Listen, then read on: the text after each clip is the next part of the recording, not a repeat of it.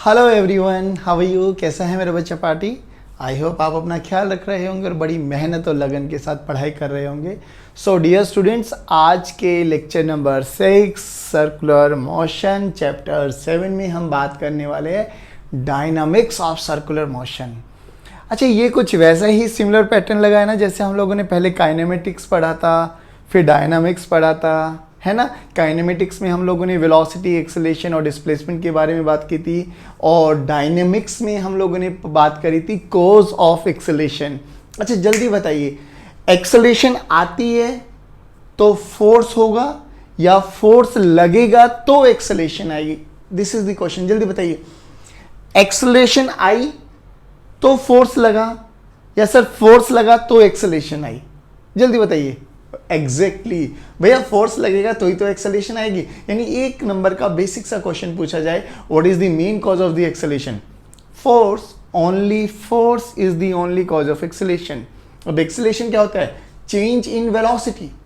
भैया मैं यहां पर खड़ा हुआ हूं, जब तक कोई मुझे धक्का नहीं मारेगा यानी अप्लाई फोर्स नहीं करेगा, तब तक मेरी वेलोसिटी चेंज नहीं होने वाली, तो मैं भगना स्टार्ट कर दूंगा। यानी एक्सेलेरेशन आएगा कब? जब कोई मुझ पर फोर्स अप्लाई करने वाला है। बात समझ में आई?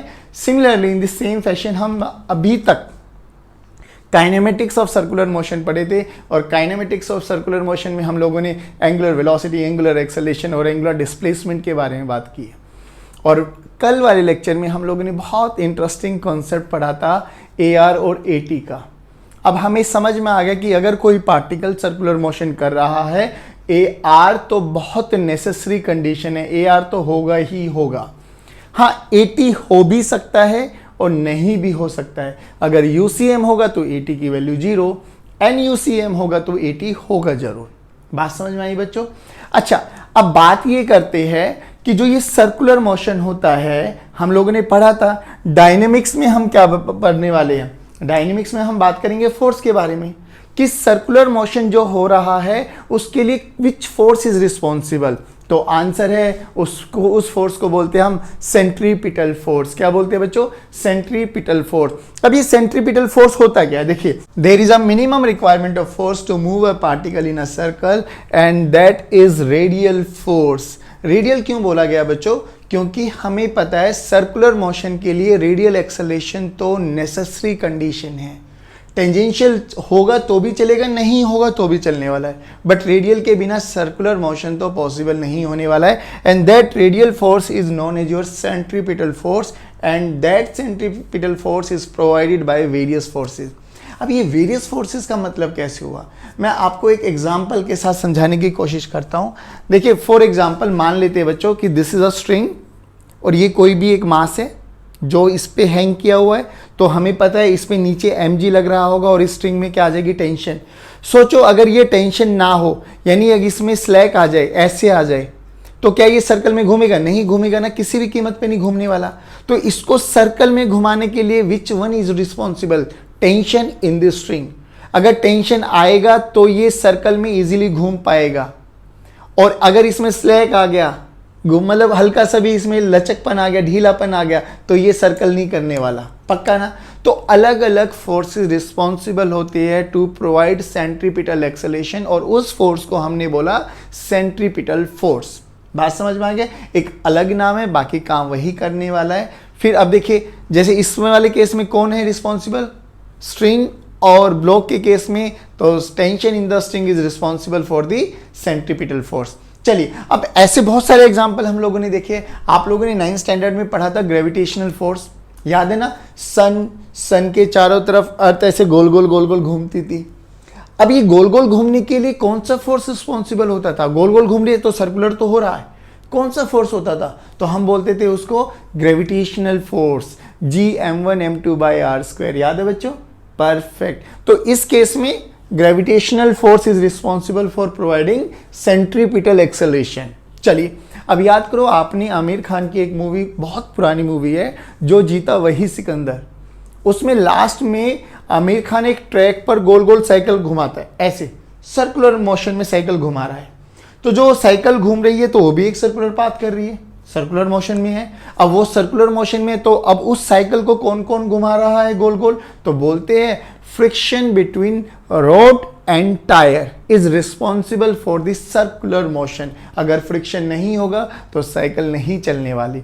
ये इतनी बात है हमारे पास 11th स्टैंडर्ड में। अब हम 12th में जैसे अपग्रेड होते हैं तो हमारे पास आता है एटम। याद करो, आपने 11th में एटम पढ़ा होगा।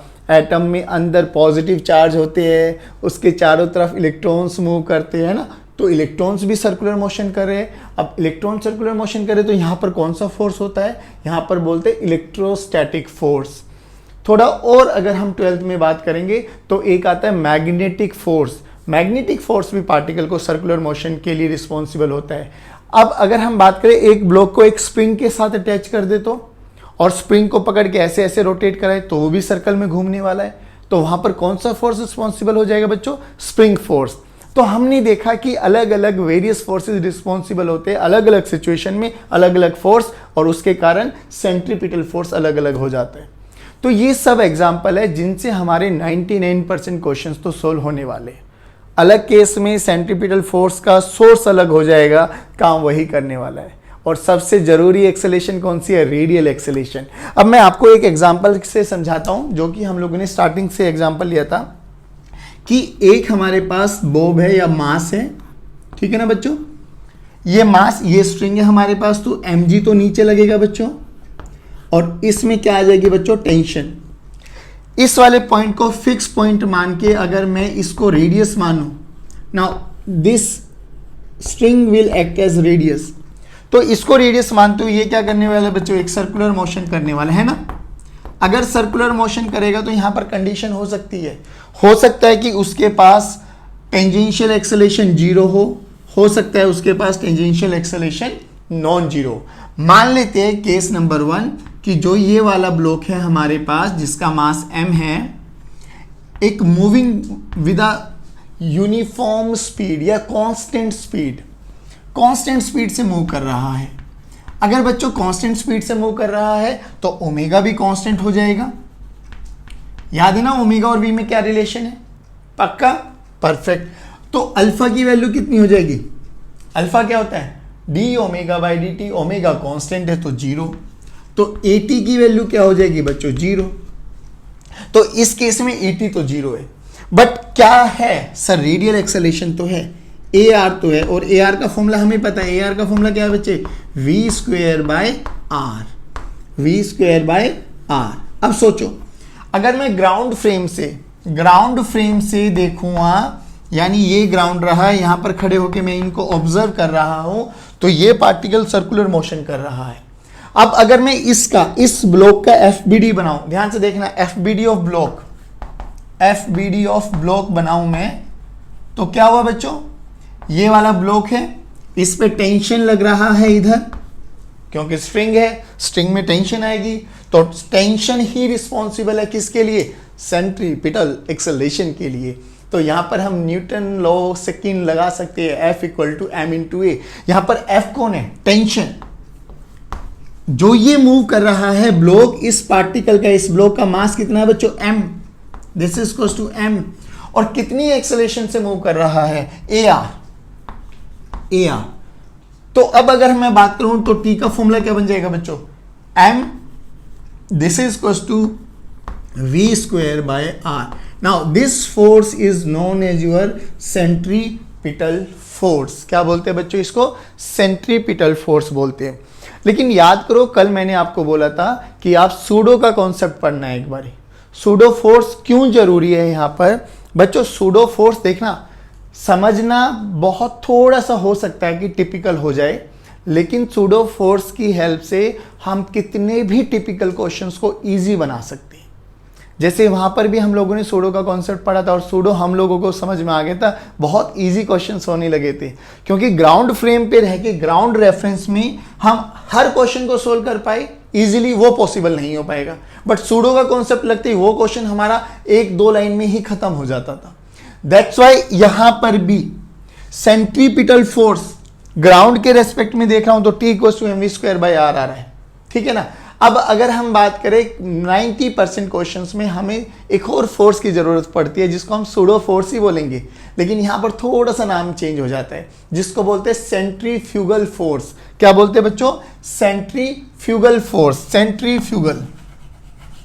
अब ये सेंट्रीफ्यूगल फोर्स बेसिकली है क्या? ये वही है बच्चों कि अगर हम एक्सेलरेटेड फ्रेम में ही बैठ जाए, याद करो एक्सेलरेटेड फ्रेम में ही बैठ जाए, तो एक्सेलरेटेड फ्रेम में बैठने से क्या होता है? सूडो का कॉन्सेप्ट आ जाता है। सिमिलरली यहां पर भी वही सूडो का कॉन्सेप्ट आएगा। अब होगा क्या? विद रेस्पेक्ट टू ग्राउंड देखा तो फोर्स की वैल्यू ये आ गई मेरे पास, T इक्वल्स टू mv²/r।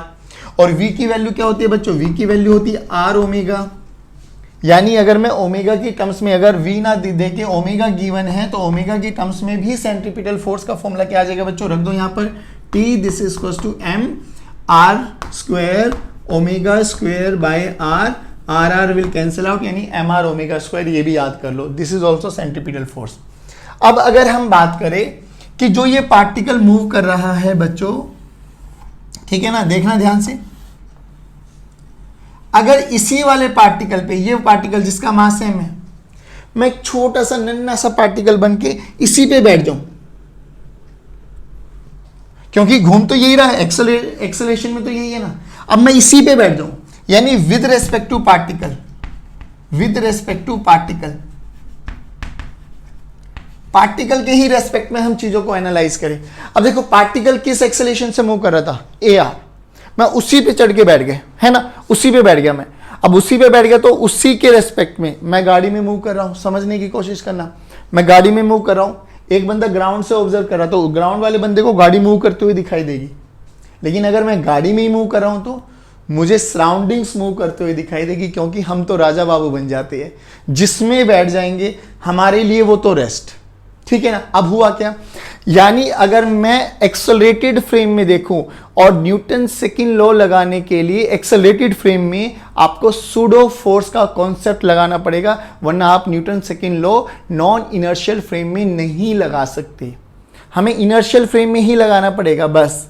तो ये इनर्शियल फ्रेम था विद रेस्पेक्ट टू ग्राउंड। अब हम उछल के इसी पार्टिकल पे बैठ गए तो ये नॉन इनर्शियल फ्रेम हो गया, और नॉन इनर्शियल फ्रेम में सेकंड लॉ लगाने के लिए हमें सूडो का कॉन्सेप्ट आना चाहिए। तो अब देखिए क्या हुआ।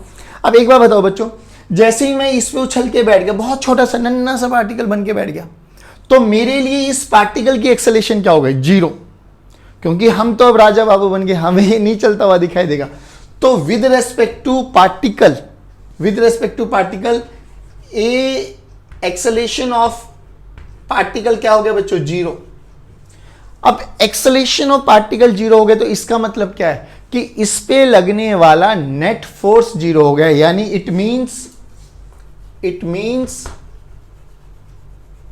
F net is equal to 0, क्योंकि what is the main cause of the acceleration? Net force.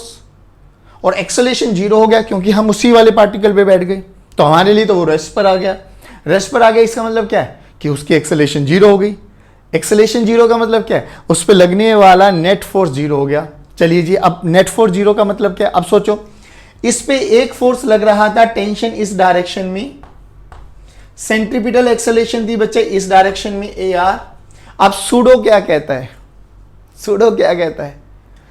जिस पार्टिकल को ऑब्जर्व कर रहे हो उस पर एक फोर्स लगने वाला है pseudo, opposite to the direction of the accelerated frame. Frame की एक्सेलेरेशन किधर है? अंदर, रेडियली इनवर्ड, रेडियली इनवर्ड। तो सूडो कहां लगेगा मेरे बच्चों? Radially outward. लो जी, ये तो लगा रेडियली आउटवर्ड। अब ये सूडो फोर्स FP लिख दिया बच्चों मैंने इसको। अब FP के मैग्नीट्यूड की बात करें तो मैग्नीट्यूड में क्या है? M इंटू ए ही होता है, लेकिन M क्या होता है? Mass of the particle. तो मास ऑफ द पार्टिकल यानी M जो हमने माना है, और A acceleration of the frame, और एक्सेलेरेशन ऑफ द फ्रेम कितनी? AR, यानी M इंटू AR। लो जी, ये इस पे सूडो फोर्स लगा, रेडियली आउटवर्ड डायरेक्शन।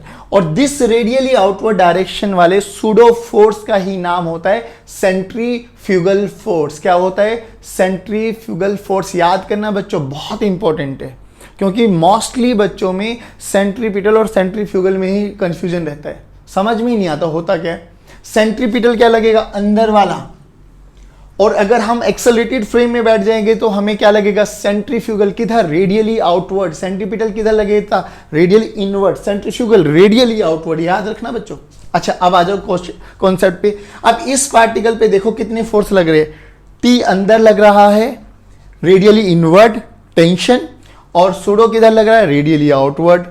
लेकिन इस पार्टिकल के रेस्पेक्ट में एक्सेलेरेशन कितना है बच्चों, 0, यानी अंदर लगने वाला force must be equal to बाहर लगने वाला फोर्स।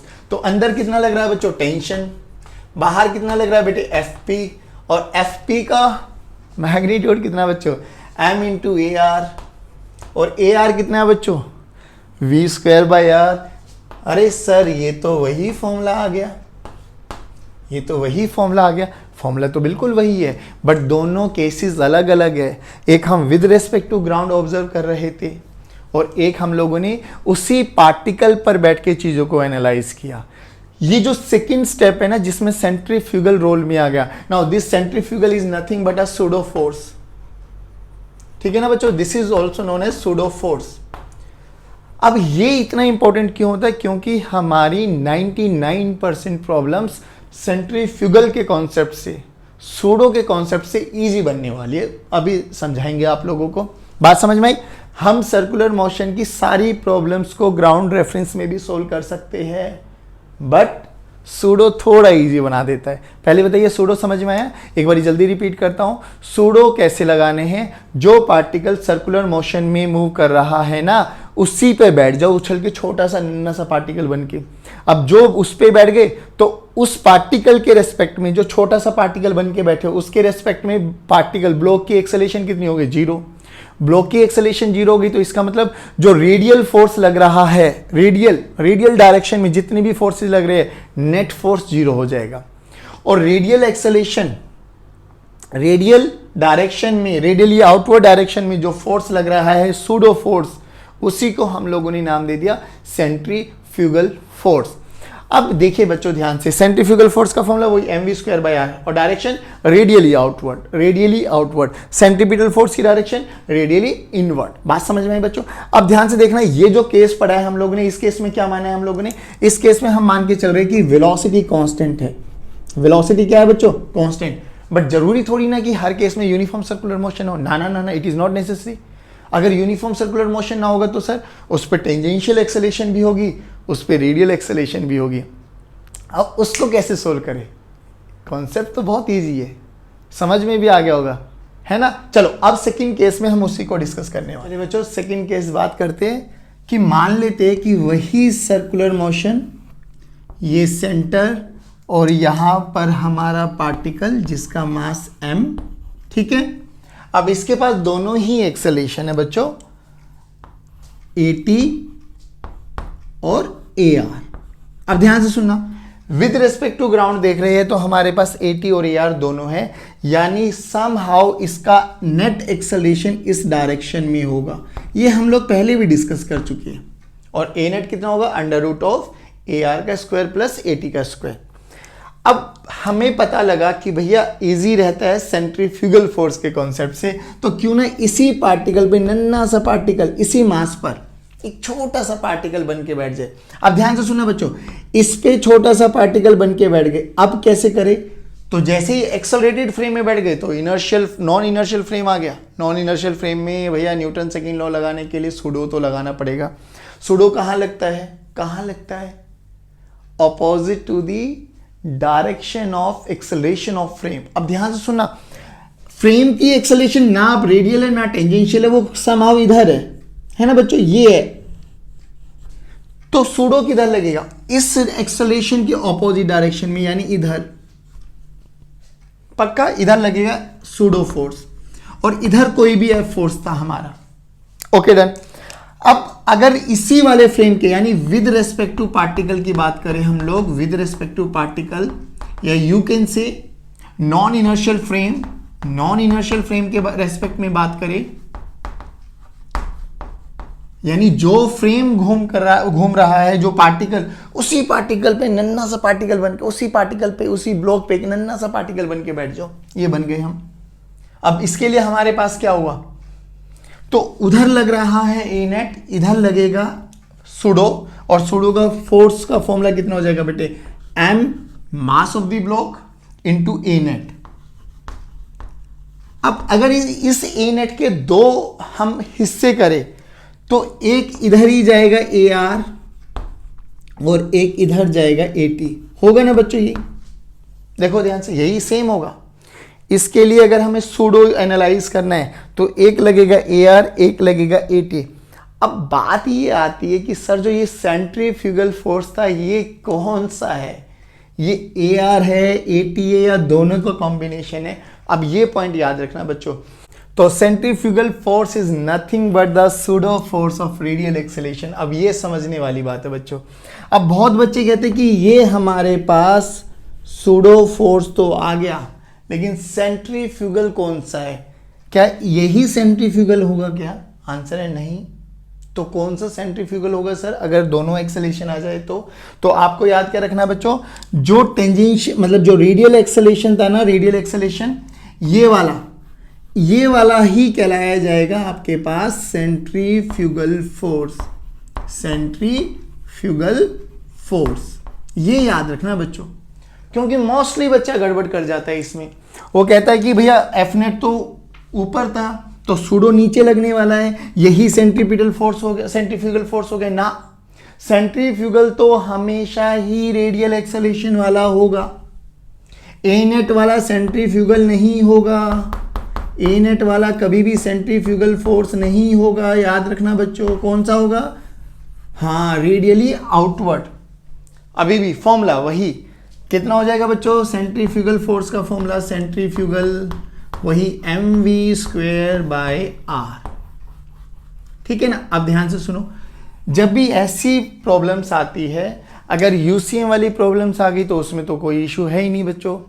यूसीएम का मतलब 80 तो 0 हो गया, तो बचा ही उसमें रेडियल, तो उसी वाले पार्टिकल पे उछल के बैठ जाओ, तो पार्टिकल की एक्सेलेरेशन 0, और पार्टिकल की एक्सेलेरेशन 0 तो का मतलब एफ नेट 0, यानी एक सेंट्रीपिटल लग रहा होगा इनवर्ड, एक सेंट्रीफ्यूगल लग रहा होगा आउटवर्ड, और दोनों का मैग्नीट्यूड क्या होगा, सेम। That's it. लेकिन अगर कोई क्वेश्चन ऐसा आ जाए जिसमें एटी और एआर दोनों आ जाए तो क्या करें? तो भी प्रोसेस वही है बच्चों। जब भी ऐसे क्वेश्चन आते हैं ना तो उस केस में सर्कल को दो हिस्सों में, दो पार्ट्स में डिवाइड कर लो, एक रेडियल वाला और एक टेंजेंशियल वाला। अब ध्यान से सुनना, सबसे पहले तो हमारा स्टेप्स है, स्टेप्स सुन लीजिए, फिर लिखे भी हुए स्टेप्स उनको फॉलो करना। सबसे पहला क्या है कि सबसे पहले सर्कल को आइडेंटिफाई करो। अब आप पूछेंगे कि सर इसमें क्या बड़ी बात होगी सर्कल को आइडेंटिफाई करना? बड़ी बात है बच्चों। देखिए कई बार सर्कल आपको इजीली दिखाई दे जाएगा। मान लो इस वाले पार्टिकल को मैं ऐसे घुमाऊं तो ये हमारे पास कैसा सर्कुलर मोशन हो गया, ऐसे वर्टिकल सर्कुलर मोशन बोलते हैं इसको। कैसा बोलते हैं? Vertical circular motion. अब देखना, इसी वाले पार्टिकल को मैं ऐसे ऐसे घुमाऊं, समझ में आ गया आपको? ये वाला घुमाया तो इसको क्या बोलते हैं? इसको बोलेंगे हम, वैसे तो ये होता है हमारे पास कोनिकल सर्कुलर मोशन, और इस कोनिकल सर्कुलर बेसिकली ये कोन टाइप बनने वाला है ना, समझ गया है आपके? जैसे वो बर्थडे पे वो पहनते हैं, हम कैप पहनते हैं, उस कैप को अगर नीचे ऊपर से देखो तो कोनिकल और नीचे देखेंगे तो सर्कल फॉर्म बनता है। तो सिमिलरली इसको अगर मैं यहाँ पे फिक्स करके ऐसे घुमाऊं कोनिकल डायरेक्शन में, ठीक है ना, तो ये नीचे हॉरिजॉन्टल सर्कुलर मोशन करने वाला। बात समझ में आ गई बच्चों आपको? पक्का? ऐसे घुमाएंगे तो वर्टिकल सर्कुलर मोशन, और ये कोनिकल शेप में घुमाएंगे तो हॉरिजॉन्टल सर्कुलर मोशन। तो दैट्स वाई मैं कह रहा हूं कि सबसे पहले हमें आइडेंटिफाई करना है कि हमारा सर्कल कौन सा है। जो सर्कल होगा उसका रेडियस चाहिए होगा हमें, क्योंकि सेंट्रीफ्यूगल फोर्स का फॉर्मूला क्या है, mv² बाय r। r क्या? Radius of the circle. ठीक है ना? अब देखिए सेकंड क्या है कि now apply mv² by r radially outward, और रेडियली आउटवर्ड ही लगेगा centrifugal force. And make sure आप उसको सूडो के कॉन्सेप्ट में, सूडो वाले फ्रेम में, नॉन इनर्शियल फ्रेम में सोल्व कर रहे हो, और नॉन इनर्शियल फ्रेम में radial force net F net कितना होना चाहिए, 0। देखिए now apply mv² by r radially outward and make sure F net in radial direction should be 0।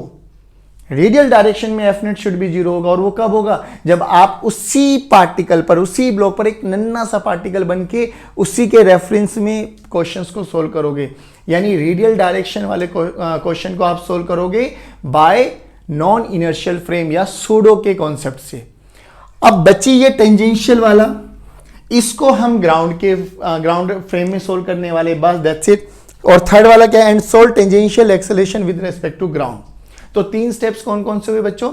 सबसे पहले सर्कल को आइडेंटिफाई करना है, अलग अलग शेप में अलग अलग केसेस में सर्कल बनने वाला है, तो हमें पहले आइडेंटिफाई करना कि which is circular motion, which is circular path. Secondly, उसमें जो रेडियल डायरेक्शन है, सेंट्रीफ्यूगल फोर्स mv²/r लगाएंगे और मेक श्योर कि रेडियल डायरेक्शन में एफ नेट 0 हो जाएगा। और जो टेंजेंशियल एक्सेलरेशन है उसको विद नॉर्मली, जैसे नॉर्मली सोल्व करते हैं ना विद रिस्पेक्ट टू ग्राउंड, वैसे सोल्व कर दीजिए। और आपकी सारी प्रॉब्लम्स का सॉल्यूशन ये 3 स्टेप्स है। अभी कई बच्चों को समझ में आ रहा होगा ये क्या बोल गए सर। टेंशन मत लो, अभी आपको सीक्वेंस बाय सीक्वेंस क्वेश्चंस कराता हूं, तब आपको समझ में आ जाएगा वाओ ये तो बहुत ईजी है। स्टेप्स क्या रखना है, पहले आइडेंटिफाई करना है सर्कल कौन सा है, रेडियल डायरेक्शन में सूडो का कॉन्सेप्ट लगाना है, और टेंजेंशियल डायरेक्शन में नॉर्मली विद ग्राउंड फ्रेम हमें सोल्व करना है, बस दैट्स इट। चलिए अब स्टार्ट करते हैं हम पहला क्वेश्चन। फर्स्ट क्वेश्चन बड़ा बेसिक सा क्वेश्चन है, मजा आएगा आपको समझ में।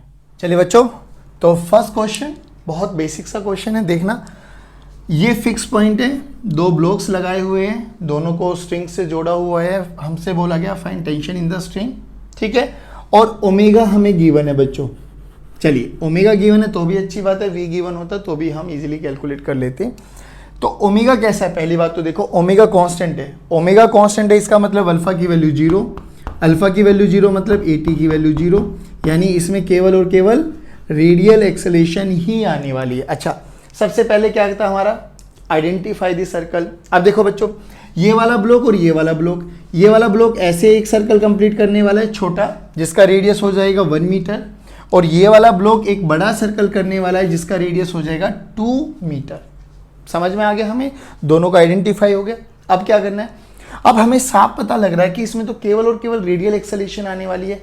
तो रेडियल एक्सेलरेशन को सोल्व करने का क्या तरीका है, अरे सर इसी पर छोटा सा पार्टिकल बन के बैठ जाओ, नन्हा सा पार्टिकल। अब इसके रेस्पेक्ट में रेडियल एक्सेलरेशन इसका क्या हो जाएगा, 0। अब देखना ध्यान से, ये 2 किलोग्राम, ये 1 किलोग्राम, FBD ऑफ 1 किलोग्राम बना रहा हूं बच्चों मैं, ध्यान से देखना, FBD ऑफ 1 किलोग्राम, तो ये 1 किलोग्राम, इसी के रेस्पेक्ट में बहुत छोटा सा पार्टिकल बन के आप बैठ गए। तो इधर क्या लगेगा, टेंशन। मान लो इस रस्सी में टेंशन T1 है, इस रस्सी में टेंशन T2 है, तो इधर क्या लग रहा है, T2। अब ध्यान से सुनो, जो आप उसी के रेस्पेक्ट में बैठे हो, तो सेकंड लाइन पढ़ो, अप्लाई सेंट्रीफ्यूगल। सेंट्रीफ्यूगल किधर लगने वाला है, बाहर की डायरेक्शन में सर, बाहर की डायरेक्शन में, तो इधर लगेगा। कितना लगेगा सर, mv²/r लगने वाला है। m किसका, ब्लॉक का मास 1 किलोग्राम, पहले चलो ऐसे लिख देते हैं mv²/r। अच्छा v नहीं है, तो v नहीं है तो हमें पता है सेंट्रीपिटल फोर्स का फॉर्मूला mr⍵² भी होता है अभी भी पढ़ा था। तो इधर सेंट्रीफ्यूगल फोर्स लगेगा बाहर की डायरेक्शन में mr⍵²।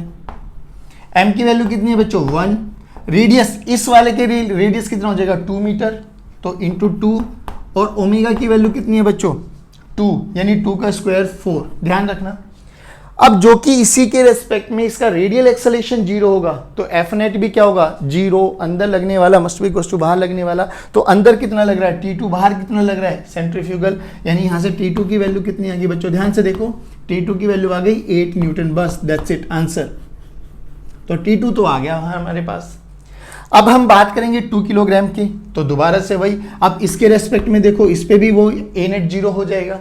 अब जब इसका FBD बनाएंगे तो ध्यान से देखना बच्चों, इस पे अंदर लगेगा T1, बाहर लग रहा है T2। अब जो कि सेंट्रीफ्यूगल फोर्स भी आने वाला है, तो इसकी रेडियल डायरेक्शन के अपोजिट लगने वाला है mr⍵², यानी सेंट्रीफ्यूगल फोर्स। दैट्स इट, बोलो समझ में आया भाई। T1 T2 तो लगेगा, लेकिन एक और लगेगा कौन, सेंट्रीफ्यूगल फोर्स। तो सेंट्रीफ्यूगल फोर्स किधर लगेगा, बाहर, रेडियली आउटवर्ड। इधर लगेगा एक्सेलरेशन रेडियली इनवर्ड, तो उसके अपोजिट जाएगा रेडियली आउटवर्ड। अब देखो, अब इस पे भी एफ नेट 0 होना चाहिए, एफ नेट 0 होना चाहिए। क्यों होना चाहिए बच्चों, क्योंकि उसी के फ्रेम के रेस्पेक्ट में एक्सेलरेशन तो 0, हम लोग नॉन इनर्शियल फ्रेम में देख रहे हैं, तो ए नेट तो 0 होना चाहिए, यानी अंदर लगने वाला force must be equal to बाहर लगने वाला फोर्स। अब यहाँ पे m तो 2 किलोग्राम हो जाएगा, इसका रेडियस 1 मीटर रहेगा, इसलिए मैं कह रहा हूँ सर्कल को आइडेंटिफाई करना सबसे जरूरी है, हमें तभी पता लगेगा कौन रेडियस कितना है। इसके लिए रेडियस 2, इसके लिए रेडियस 1 इंटू 2 का स्क्वायर यानी 4। अब देखो ध्यान से T2 कितना है बच्चों 8 प्लस 4 2 जाए 8 यानी ये आया 16 न्यूटन। लो जी, बहुत इजी सा कॉन्सेप्ट, बहुत इजी सा न्यूमेरिकल, और रेडियल यानी सेकंड यानी सूडो के कॉन्सेप्ट को लगा के एक लाइन में सॉल्यूशन आ गया। बोलो समझ में आया बच्चों, पक्का? अब इस पे कितने भी लगा लो, एक ब्लॉक और लगा दो, एक ब्लॉक को हटा के इसी के बारे में डिस्कस कर लो, कितने के बारे में भी डिस्कस कर लो, ये हमारे लिए क्वेश्चन बहुत ईजी बना। एक क्वेश्चन और करते हैं, उसमें थोड़ा और अच्छा कॉन्सेप्ट लगाने वाले हैं।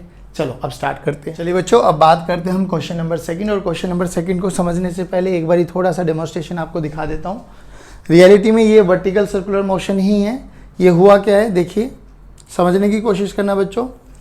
यहाँ पर ये था ऐसे, mg नीचे था, फिर ये घूमने लगा, तो mg तो नीचे ही लगेगा। देखो हर कंडीशन में कहीं पर भी चले जाए mg नीचे ही लगने वाला, पहली बात तो ये। दूसरी चीज़ उन्होंने क्या बोला, जब ये यहाँ पर पहुँचा है at an angle of 53 degree, तो इस वाली रोप में टेंशन कितनी आई है वो हमें कैलकुलेट करना है। तो हमें टेंशन निकालनी है जब ये 53 डिग्री का एंगल बना दिया है, रेडियस हमें गिवन है, और इस पॉइंट पर जो हमें वेलोसिटी गिवन है दैट इज 10 मीटर पर सेकेंड। चलो तो अब करना क्या है, अब बच्चों इसको बनाते देखना एक बारी। सेंटर, ये आपके पास स्ट्रिंग, और इसमें mg डाउनवर्ड डायरेक्शन में लगेगा, ठीक है। ये वर्टिकल के रेस्पेक्ट में 53 डिग्री घुमाए। चलो टेंशन इसमें आ गई, हमें यही कैलकुलेट करना है। अब ध्यान से सुनना, अगर मैं बात करूं थोड़ा सा एनालाइज करने की कोशिश करूं, तो ये एंगल भी 53 है, तो ये भी 53 हो जाएगा, ठीक है ना। mg के दो कंपोनेंट कर लेते हैं। एक कंपोनेंट तो रेडियल डायरेक्शन में आ जाएगा mg cos 53, और एक इसके परपेंडिकुलर आ जाएगा mg sin 53। ध्यान से देखना बच्चों। चलिए अब हमें वही करना है बच्चों कि पहली बात तो सर्कल हमें आइडेंटिफाई हो गया। सर्कल तो ये रहा सर, यानी ये सर्कुलर मोशन है, ठीक है। हाँ, अब क्या करो, रेडियल डायरेक्शन में एफ नेट 0 होना चाहिए, रेडियल डायरेक्शन में एफ नेट 0 होना चाहिए। अब देखिए ये घूम रहा है बच्चों, इसकी इस पॉइंट पर वेलोसिटी भी गिवन है हमारे 10 मीटर पर सेकेंड, तो यानी रेडियल डायरेक्शन में क्या आ जाएगा बच्चों, टी भी है, mg cos 53 भी है, लेकिन सेंट्रीफ्यूगल भी लगने वाला है। सेंट्रीफ्यूगल किधर लगेगा, रेडियली आउटवर्ड, ये रेडियस है इसके बाहर, कितना बच्चों mv²/r। अब रेडियल डायरेक्शन में एफ नेट 0 होना चाहिए, तो बच्चों t must be equal to mg cos 53 plus centrifugal force mv²/r। देखो ध्यान से, m की वैल्यू कितनी है बच्चों 1 किलोग्राम, 1, g की वैल्यू 10, cos 53 कितना होता है बच्चों, वेरी गुड 3/5 प्लस m की वैल्यू 1, v की वैल्यू 100, मतलब 10 का स्क्वायर, रेडियस 1, तो ये कितना बना बच्चों 106 न्यूटन। लो जी 106 न्यूटन टेंशन आ गया। अब अगर ये 6 है तो इधर कितना आया बच्चों हमारे पास, ये कितना बना mg 1 इंटू जी इंटू 4/5, यानी ये 8 न्यूटन। ये 8 न्यूटन से क्या हो रहा होगा, तो टेंजेंशियल एक्सेलरेशन इस डायरेक्शन में आ गई कितनी, f/m। f कितना है 8 न्यूटन, मास कितना है 1 किलोग्राम, यानी 8 मीटर पर सेकेंड स्क्वायर। ये 80 आ गई, और 80 क्या कर रही होगी, देखना स्पीड के अगेंस्ट में 80 लग रही है। स्पीड इधर है, एक्सेलरेशन इधर है, दोनों एक दूसरे के अपोजिट है। इसका मतलब सर ये इसको रिटार्ड कर रही होगी, यानी जैसे जैसे ये ऊपर जा रहा होगा इसकी स्पीड कम होती जाएगी। That's it. बोलो समझ में आया। देखो इसमें दोनों ही लग गए। अब दोनों ही लग गए तो हमें एक चीज समझ में आ गई कि इसमें रेडियल वाले को तो हम लोगों को सूडो के कॉन्सेप्ट में सोल्व करना है, और टेंजेंशियल को हम लोगों ने ग्राउंड रेफरेंस में। तो हमने देखा mg के दो कंपोनेंट की, इधर फोर्स लग रहा था तो एक्सेलरेशन कितना आ गया, force by mass, mass 1 kilogram था, तो एक्सेलरेशन बैकवर्ड डायरेक्शन में आ गई। वेलोसिटी आगे की डायरेक्शन में है, तो एक्सेलेरेशन और वेलोसिटी एक दूसरे के अपोजिट डायरेक्शन में आ गई।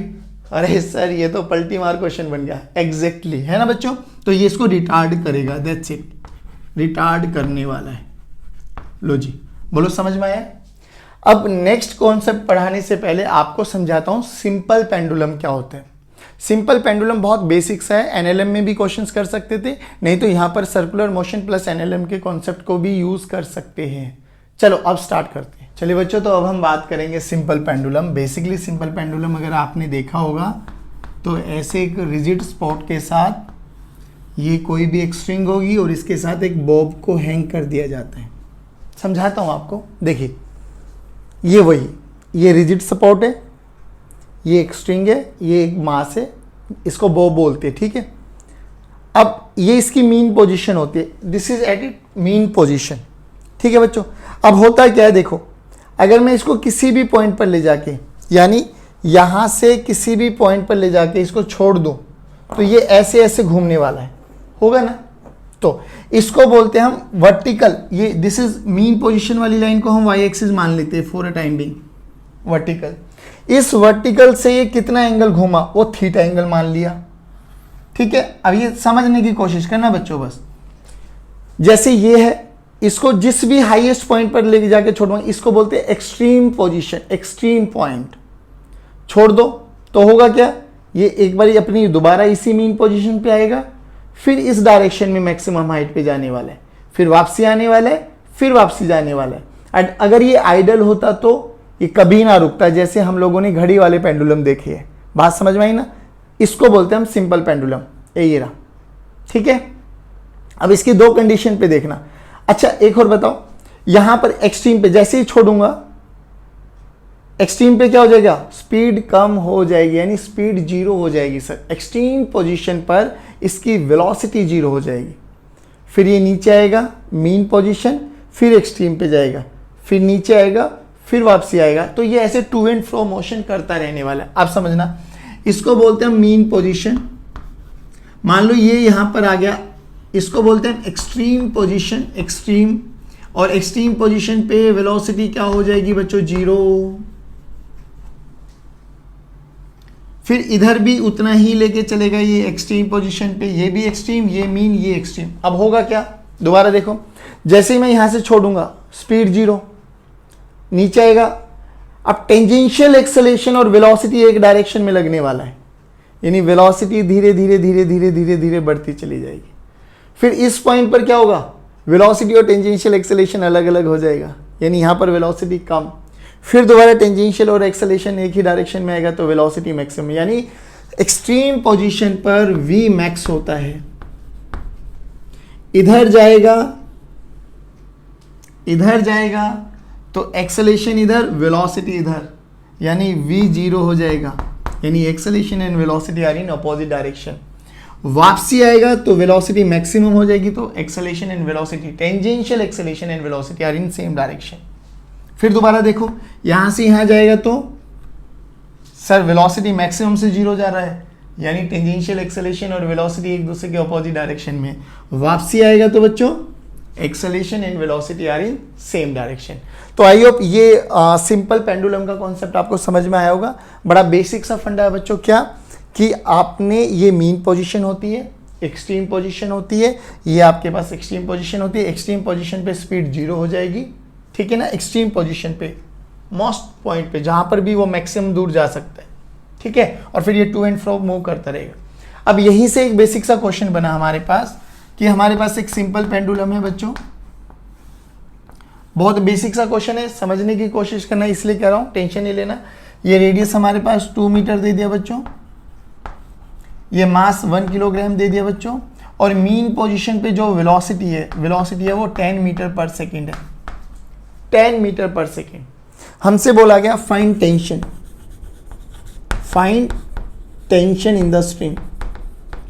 अब पहले बताओ भैया, अगर ये सेंटर है तो ये तो एक वर्टिकल मोशन होने वाला है, वर्टिकल सर्कुलर मोशन होने वाला है, होगा ना ऐसे। अगर ये सेंटर रख दे तो ये ऐसे घूमेगा, ठीक है। अभी कहां पर है, अपनी मीन पोजीशन पे, ध्यान से सुनना। अगर ये अपनी मीन पोजीशन पे तो अब क्या हुआ, चलो जी लगाते हैं, देखो ध्यान से।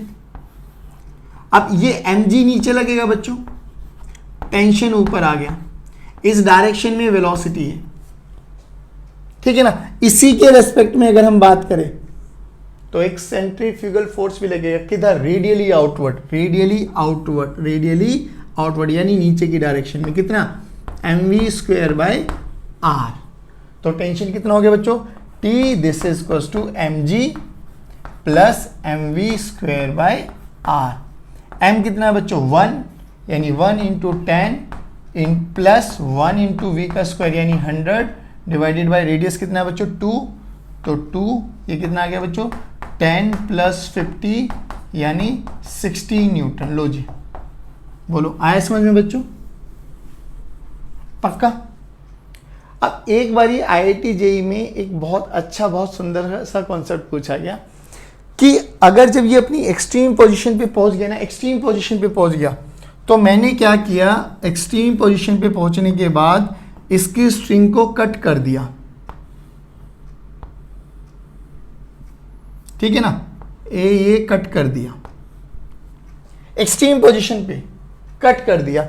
तो हमसे बोला गया उस टाइम पर इस पार्टिकल का पाथ कौन सा होने वाला है। पाथ समझ लीजिए, क्या ये सीधा नीचे गिर जाएगा, फर्स्ट, क्या ये ऐसे गिरने वाला है, सेकंड, क्या ये ऐसे गिरने वाला है, थर्ड। देखो क्या बोल रहे हैं कि जैसे वो घूम रहा था ना, जब वो एक्सट्रीम पे पहुंचा तभी जो उसकी स्ट्रिंग थी उसको कट कर दिया, तो पूछा गया कि कौन से पाथ को फॉलो करने वाला है, क्या वो सीधा नीचे आ जाएगा, या वो ऐसे जाते हुए नीचे जाएगा, या वो ऐसे आते हुए नीचे आने वाला है, कौन से पाथ को फॉलो करने वाला है। वेरी गुड, कौन सा, फर्स्ट, क्योंकि सर एक्सट्रीम पोजीशन पर उसकी इंस्टेंटेनियस वेलोसिटी तो जीरो हो जाएगी, और हम लोगों ने काइनेमेटिक्स में बहुत सुंदर कॉन्सेप्ट पढ़ा है कि अगर इंस्टेंटेनियस वेलोसिटी जीरो हो जाती है तो पार्टिकल एक्सेलेरेशन वाले पाथ को फॉलो करता है। किस वाले पाथ को, एक्सेलेरेशन। अब एक बार बताइए, वैसे जैसे ही कटा तो इस पे एक्सेलेरेशन कौन लग रहा था, जी। अरे सर ये तो मोशन अंडर ग्रेविटी वाला कॉन्सेप्ट आ जाएगा, बस। तो ये फर्स्ट पाथ को फॉलो करते हुए सीधा नीचे आने वाला है। और हमेशा ध्यान रखना बच्चों, जहां पर भी इंस्टेंटेनियस वेलोसिटी जीरो हो जाती है तो वो हमेशा उस वाले पाथ को फॉलो करेगा जिस डायरेक्शन में एक्सेलेरेशन लग रही है। That's it. बोलो समझ में आया, पक्का। चलो चले गए, आज की क्लास को यहीं वाइंड अप करते। आई होप आज का लेक्चर आपको समझ में भी आया होगा और आप लोगों ने काफ़ी इंजॉय भी किया होगा। कल और मिलेंगे अलग अलग क्वेश्चंस के साथ, अलग अलग कॉन्सेप्ट के साथ। Till then keep watching videos, keep motivating us. God bless you. जय हिंद, जय भारत। पढ़ते रहिए और मुस्कुराते रहिए।